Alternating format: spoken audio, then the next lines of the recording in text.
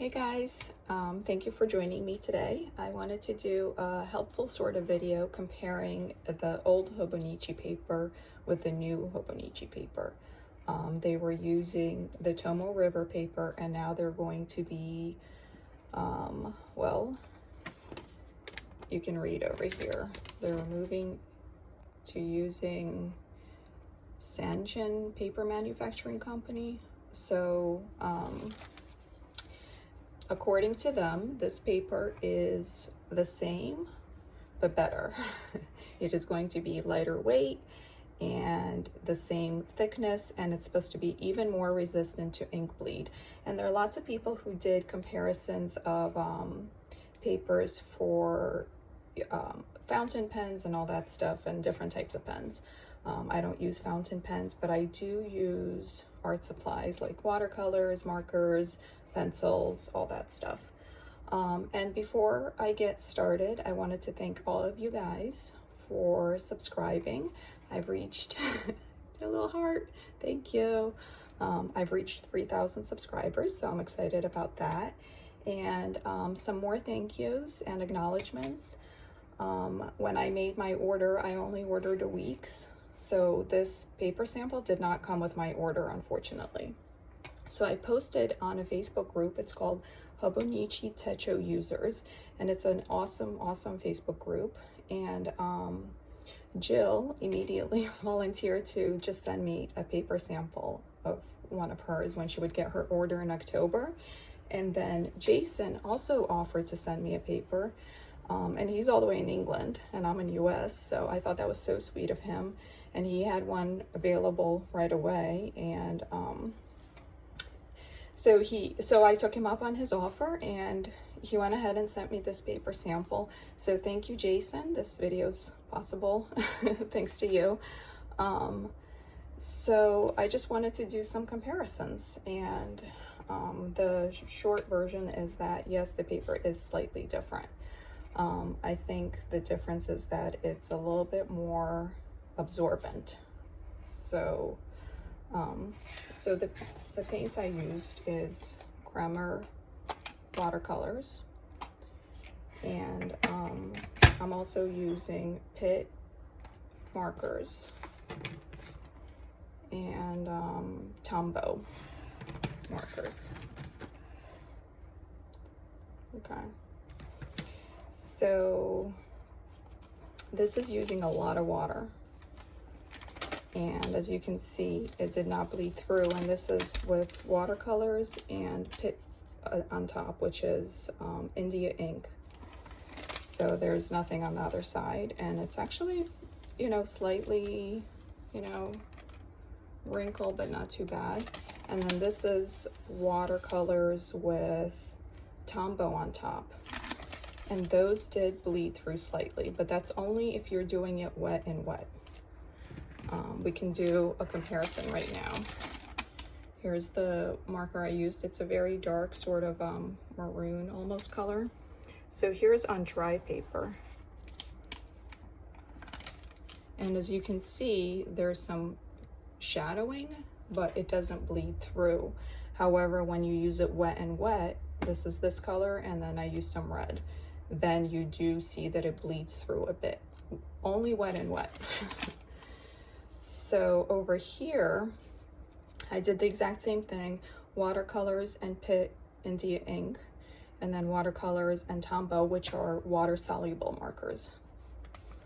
And we can see, same exact thing, very little, like really not much difference, and the same kind of thing that bled through.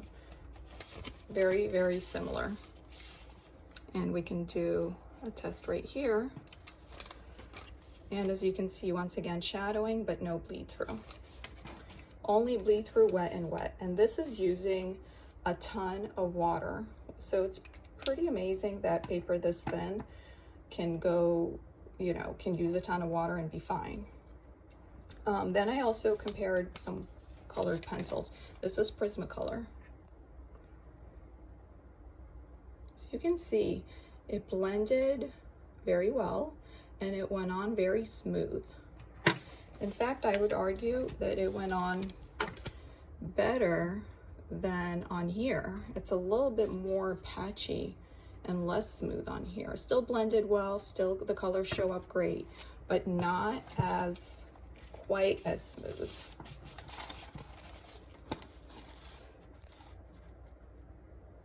Slight difference. For watercolors, which one do I like better? That is hard to say. The colors show up a little bit more radiant and bright on this paper because it is more absorbent. It takes a lot longer to dry. Well, and by a lot longer, I would mean like a few more minutes. So maybe when you're doing art and you want to be fast, you want to flip pages, whatever, then that matters. Otherwise, you know, it's, you know, a few minutes.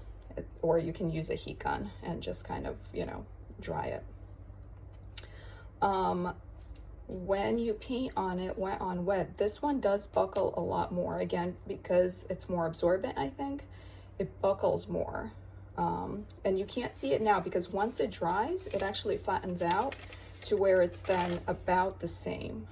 However, when you're using it wet, there is a difference.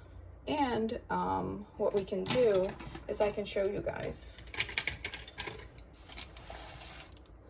So this is my old cousin notebook, which I did not finish, so I had some empty paper.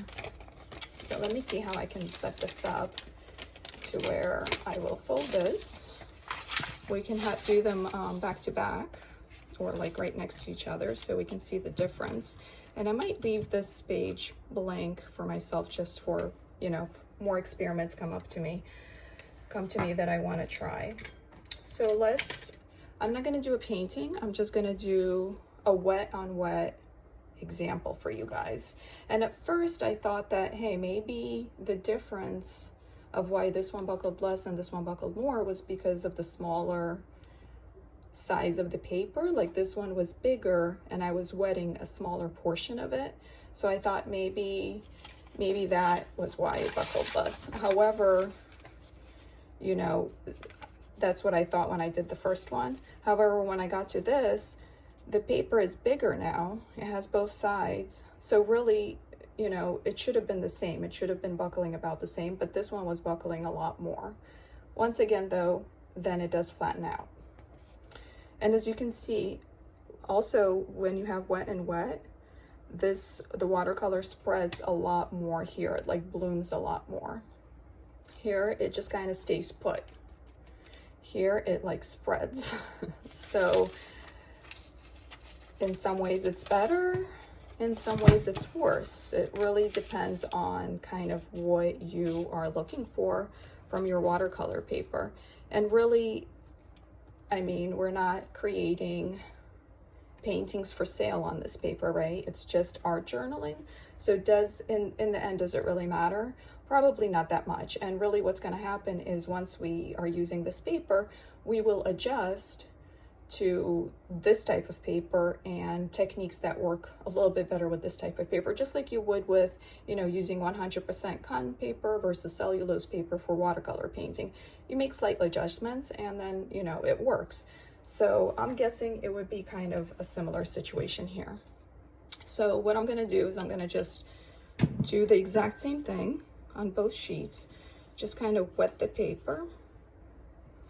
And then we're gonna see how it works. Okay, so this paper is wet and it's about the same size as this paper. Okay, right? You can see this one is getting a little bit more buckly, but it's not terrible. So let's try a color that's going to show up. Well, no, actually, you know what? I was going to do red, but I don't want to do red because then I can use the red to make the blooms. So let's use a yellow so that you can kind of see what's going on.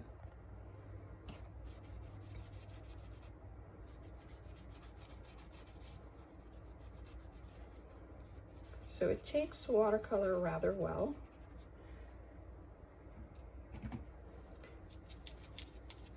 Once again, this one takes watercolor well, but I'm definitely feeling it. It feels a lot more kind of like almost thin and transparent. And like, do you see this? Like the paper feels wetter, and I'm actually seeing a little bit of like piling going on. Like I'm taking off some top layers of the paper. Again, with it being slightly more absorbent, or maybe using a little bit more cotton, maybe? Like the composition of the paper is not quite the same as this composition. So let's try.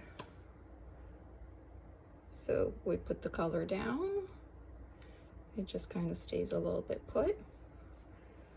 Let's do the same thing here.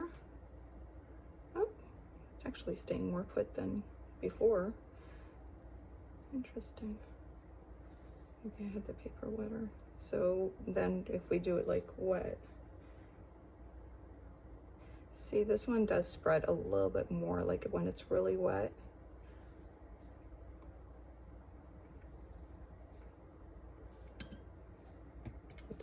Let's try it here. And then we put more water into it.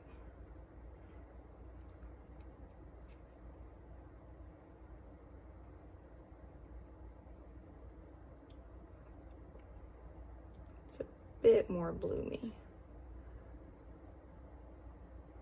So, and then let's see what happens if we use some Tombows right on top of the wet.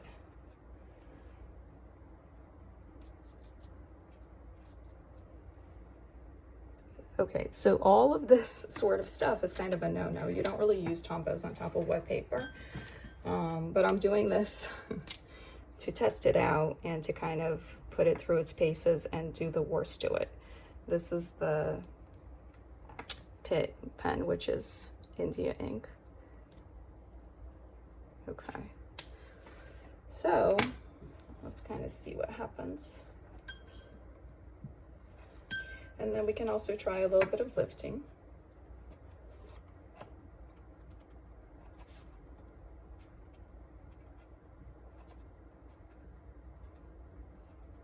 Which also benefits us by helping it dry a bit faster. Because I want to see you guys, or have you guys see it dry in real time. And let's do the same thing here. It lifts fine here too. Kind of similar scenario. Let's lift some of it so it dries faster.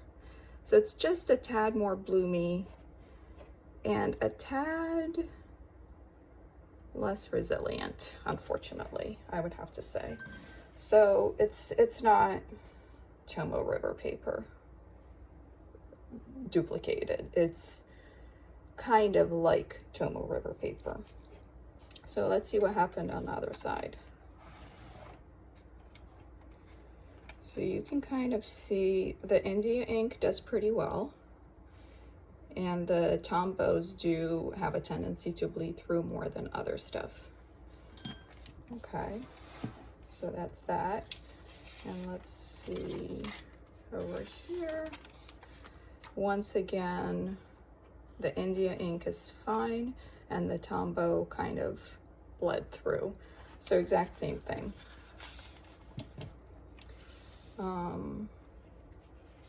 Okay, let me see if I can show you guys what happened to the paper.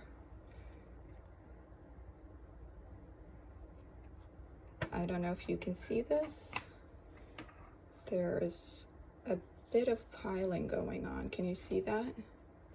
Piling kind of happens when you're scrubbing into the paper and it sort of removes the top layers.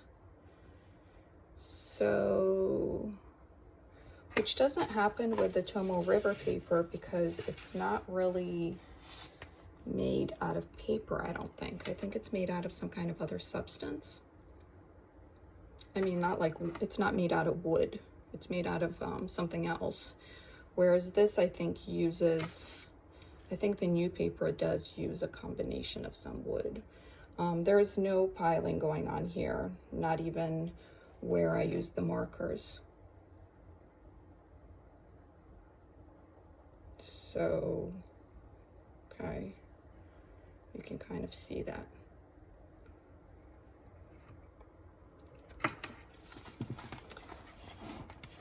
Once again, there's definitely piling going on here. A little bit here. It's not as easy to see, but it's there. Also, this paper is still wet, but I think it's almost dry, whereas this paper is still wet, and it's like there, you can kind of see the light picking that up. It's very wet. It's like still soaked through.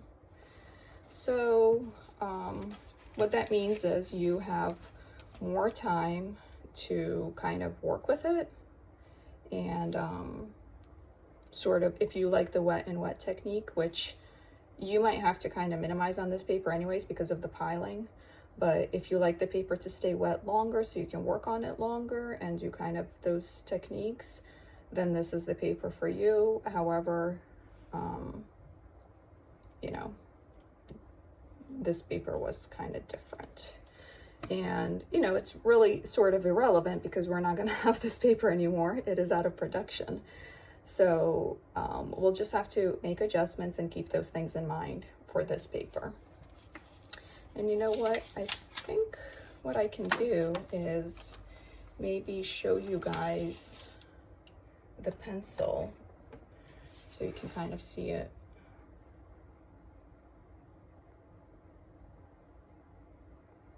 Let's see.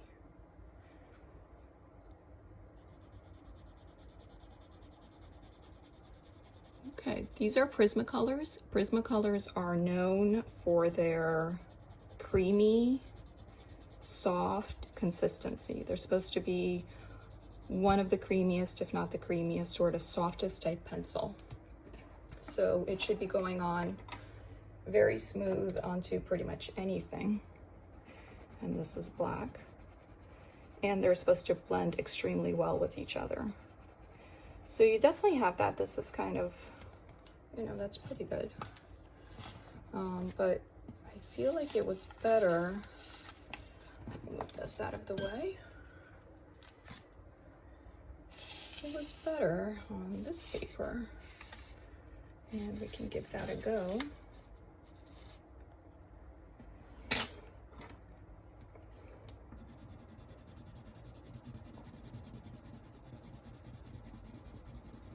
It might be slightly different than it was here just because I'm doing it on a rougher surface.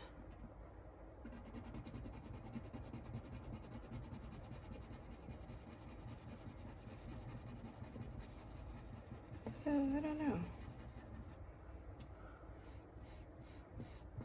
Huh, that's interesting. You can even blend it with your finger, which usually you really wouldn't be able to do.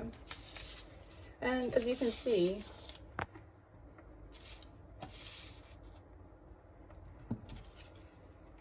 this paper is still very, very, very wet. Let's see the other paper. It is basically dry except for these little dots. So let's see. Yeah, it's a little bit drier. So in a couple minutes, this paper will catch up to it. So like I said, it's a couple minutes difference in time. So I don't know. I hope this was helpful to you guys. I do have one side left. So if you guys have some other ideas of artsy sort of experiments that I can do with art supplies, definitely let me know. But I think this was a good example of what happens when you use a ton of water on both papers. Because really, one of the best things about Hobonichi was that you could do art journaling with watercolors. And even for people who don't paint, a lot of people like to kind of paint in the backgrounds just to make it pretty. And the good news is, if you do that on this paper, it's fine. It won't bleed through. It looks about the same. The colors actually turn out a bit brighter.